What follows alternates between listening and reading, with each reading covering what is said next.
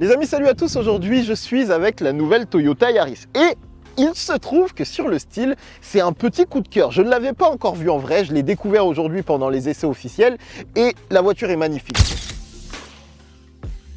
Honnêtement, la progression de Toyota sur le design m'a donné envie de faire une vidéo dédiée juste au style. Donc on va faire un petit tour du propriétaire et prendre le temps de regarder tous les petits éléments qu'ils ont mis sur cette petite boule de nerfs très jolie qui, à mon sens, tient largement tête à une 208 ou à une Clio 5. Vraiment, c'est trop beau. Et du coup, j'ai voulu que le soleil se couche, que les lumières soient belles pour mettre en lumière toutes les petites lignes qui ont été faites par Toyota. Viens, on commence un petit peu à parler du style. On va se poser sur l'avant parce que, honnêtement, si tu penses à l'ancienne génération de Toyota Yaris, c'était une voiture qui n'était pas moche, mais qui avait pas de, elle te marquait pas, tu vois, elle n'avait pas une grosse personnalité. Alors que celle-là, waouh, on est sur une version classique, c'est une version hybride de 116 chevaux et pourtant tu aurais presque l'impression que c'est déjà une sportive. Regarde-moi cette bouille, ce caractère sur la face avant.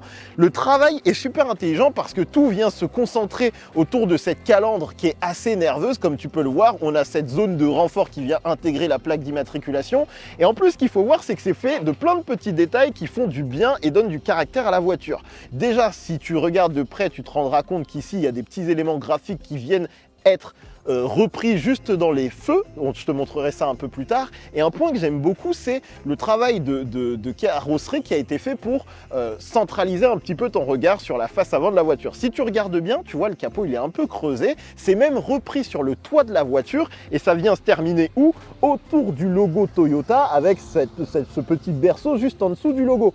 D'ailleurs, tu peux noter la petite touche bleue dans le logo Toyota. Une bonne manière de dire que c'est une version hybride sans faire une face avant étrange. Ça, c'est un bon point. Vraiment, le caractère, il tue. La signature lumineuse est assez énervée. Tu vois, ça vient souligner le regard de la voiture. C'est pas excessif comme les griffes d'une 208 par exemple, mais ça marche vraiment bien. Tout à l'heure j'avais la voiture dans mon rétro et ça a véritablement de la gueule. Et en plus à chaque fois ils sont venus mettre des petits détails qui font du bien. Donc comme je te le disais, le petit motif qu'on a dans le pare-choc avant, on le retrouve juste ici et je t'ai fait un petit plan où les couleurs, la lumière change et ça rend trop bien.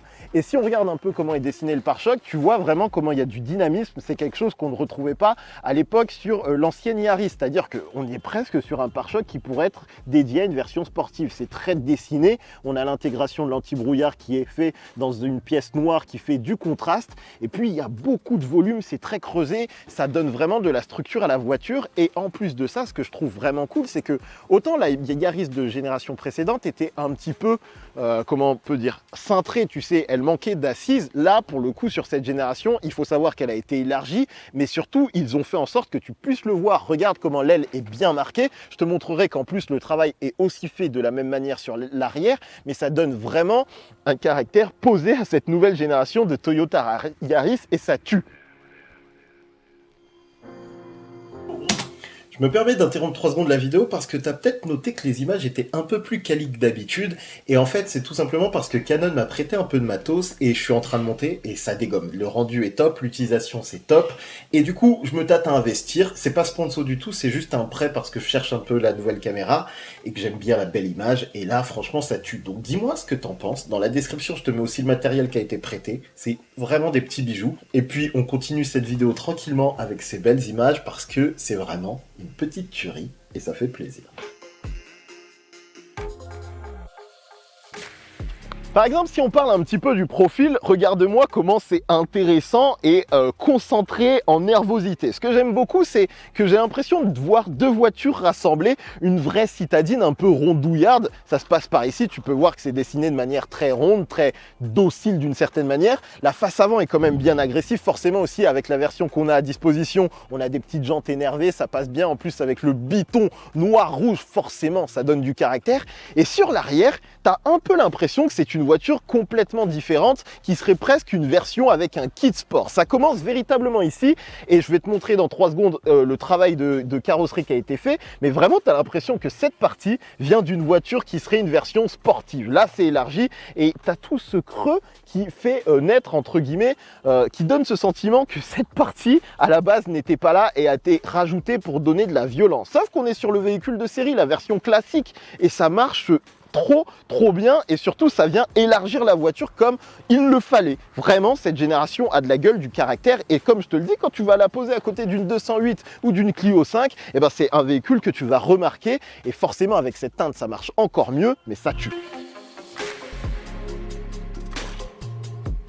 Et puis si on parle un peu de l'arrière, par rapport à la précédente génération, je trouve que la mise à jour est super réussie parce que véritablement, là, tu vois que c'est un popotin qui a du caractère. Déjà, on va parler de cette grosse pièce noire avec les feux qui viennent s'intégrer. C'est bien dessiné et ça crée déjà un premier étage de structure pour la voiture. Deuxième étage se passe en partie basse qui est encore plus large, qui vient intégrer ces fameuses ailes bien costauds. Tu as cette grosse zone noire bien marquée qui vient faire un parallèle avec l'étage des feux. Moi, je trouve ça vraiment ultra bien dessiné. J'ai pas eu l'occasion de la voir rouler parce que j'étais en train de la conduire, mais je crois qu'il y aurait des plans de fou à faire parce que véritablement, ça a du caractère. Imagine juste si là, tu avais un gros échappement. Là, tu avais un gros échappement, tu serais déjà sur une version sportive. Allez, au pire, tu rajoutes un béquet un peu plus marqué. Boum, je te dis que c'est une Yaris GR et tu y crois. Tu te poses même pas la question, tu me dirais même pas, il manque quelque chose. Non, vraiment, je trouve que ça fait sportif. Alors que c'est les versions tranquilles et c'est une bonne solution de la part de Toyota, j'allais dire Peugeot. Parce qu'en fait, avec des véhicules comme ça, aujourd'hui, dans ce marché des citadines, entre guillemets, qui ont quand même pris du volume, tu as besoin d'une voiture qui marque les esprits. Tu as besoin d'une voiture qui a une personnalité. Tu as besoin que quand tu la vois la première fois, tu te dis... Punaise, elle est vraiment belle. Et pour le coup, autant la génération précédente de Toyota, c'était pas la folie, mais alors maintenant, celle-là, c'est du lourd. Je suis vraiment extrêmement surpris par le travail et c'est un gros coup de cœur. Surtout que cette voiture est construite en France. C'est une vraie française. Est-ce que la 208 est construite en France ? Non, par exemple. Donc, c'est aussi un achat qui n'est pas inintelligent si tu veux soutenir ta patrie, Toyota Yaris.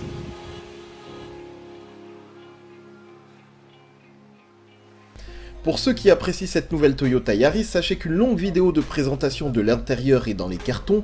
Évidemment, on parlera aussi de mon expérience de conduite à son bord avec une longue vidéo sur la route entre autoroute et ville. Et comme je l'aime beaucoup cette Yaris, tu l'as sûrement compris, dis-moi ce que tu en penses côté style. Et si la vidéo t'a plu, n'hésite pas à le montrer et pourquoi pas à nous rejoindre. Votre soutien fait toujours plaisir. À très bientôt.